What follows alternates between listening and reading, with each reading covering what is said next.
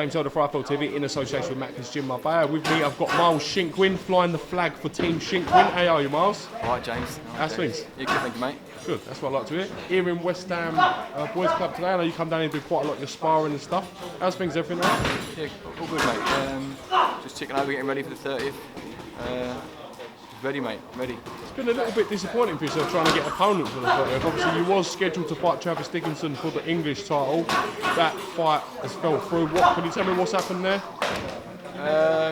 Yeah, supposedly he got a bad back. Got a doctor's note saying he's got a bad back, so you move on, didn't you? You move on. We'll wait for. I think it's been rescheduled. I hope it is, because it's a fight I wanted. It's a fight I asked for, and a fight I was looking forward to. So I hope it's rescheduled. I hope it does. It's a notable step up for yourself as well from the opposition you've faced. I just want to fight people above me in the rankings. I don't want to take backward steps. Yes. I'm 27, so I'm not the youngest fellow out there. So I'm not the oldest certainly, but I just want to progress and just keep progressing. You're 27. Jesus Christ! How are you younger than me? What is going on? The hairline's deceiving, I know. Obviously, with the Travis Dickinson fight not happening, Bob Ajisafe's British champion. Was there any chance of maybe jumping up a level and having a crack at Ajisafe? Yeah, I think that was offered to him at 5 weeks' notice, and I don't know, they had their reason for saying no. I'm sure there were good reasons. I'm not, you know me, James. I'm not calling names out or slagging anyone. I'm sure he thinks he's probably got a Fisher fight in the 11-0 youngster. So yeah, we offered that. It's a fight taking a heartbeat. But so the search continues. What do you do then now? Is it a case of the matchmakers trying to hunt around and find you someone above you in the rankings, or you have to settle for someone they can bring in this time? I don't think it's going to be someone British now, because no one above me. I think there's Dickinson above me, Ajisafe, clearly, obviously, well ahead of anyone. McElhinn's gone back up a weight. I think Paul Smith's in the ratings. I don't think he's got any intention of doing light heavy. So it's really me, Ajisafe, and Dickinson in the top three. I suppose cleverly, like I said, Joe, he's out on his own, and them two aren't interested at the minute. So I don't know. So we look abroad and we try and find something better that's going to progress us. I hate to say this, but you were sparring Tom Baker today, and it could work out with the not that many light heavyweights around. Yeah. You two soon could be getting it on. Yeah, he said to me last week about we'll probably be fine next year. How do you deal with that? I just said to him, and he'd tell you the same. It's business. I like Tom. I think Tom likes me. So I said to him, we'll fight. We'll talk after. That's how it is. There's not a lot of good sparring around, so the good sparring you can get, you've got to take. Sparring isn't the end of the world. Doesn't tell everyone what you need to know. I certainly don't show everything I've got in sparring. I'm sure he's the same. So if we fight, we fight. Someone wins, someone lose. I watched the spar today. I've got to say, it was very competitive. I wouldn't say either of you got better of one another. As you say, it's just sparring, mate. It's just getting around him. Just getting around him and getting fit and getting ready for whoever we got.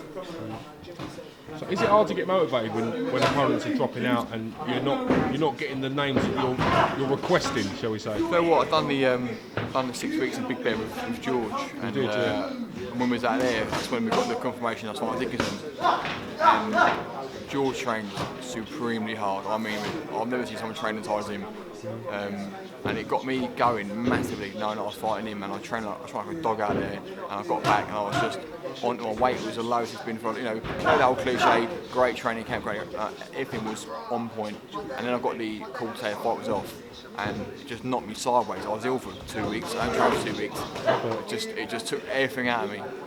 I'm guessing because of the excitement of that fight, the adrenaline, everything you put into it. It was a tough fight, I'm not going to lie, I'm under no illusions it'd been my hardest fight. Then the Ajisafe fight was talked about, and I was back up again, and then it didn't happen, I was back down. And, I suppose any experienced pro will tell you it's about learning to take the ups and the downs and get on with it. So that's what we're doing. Jason, my trainer, he's been there, done it, and he's just talked me through it step by step, and we're in a good place now. We're doing a 10, 12 rounds today on sparring, easy, so we're in a good place. I spoke to Barry O'Connell when I was out for George Grove versus Badou Jack, and he said he was privileged to have you in the camp. You trained very hard, you conducted yourself very well. I apart from them sort of mixing you and George up from time to time, he was very happy with the work he did. Oh, I like Barry. He's a lovely fella, Barry. He's a nice man. He's a lovely fella. Yeah, we went to the press conference for the Mayhem press conference, and is it Mauricio Suleiman? Yes, He asked me if I was George Groves. I was standing there in a George Groves t-shirt. The whole team were wearing George Groves t-shirts, and George was in like a dapper suit looking at the part, and he walked by George and went, "Are you George?" I said, "No, mate, that's him there." Was George there actually? He's standing next to me. Oh, that's great. I said to George after, I heard James Hilden absolutely love this. That's absolutely brilliant. We done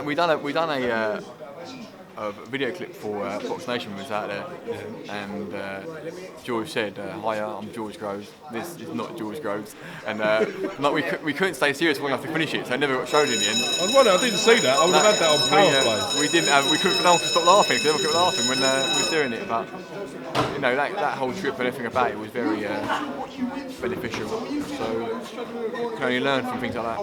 I reckon if you boys get Cornish involved, there could be some kind. There could be some kind of fee. George, I can take. You know, I've known him a long time. I can take me and George. I can see it. Not that big lump. He's just like a bigger version of you. No, he's not. He's blonde. We're both ginger.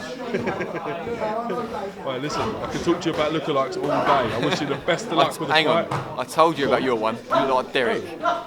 Derek, Ricky Gervais is Derek. Fair. That is you all that's over. A bad shout. Listen. Jan Holby I could have took. Coogan agrees. He would do. Soon the world will agree. He would do.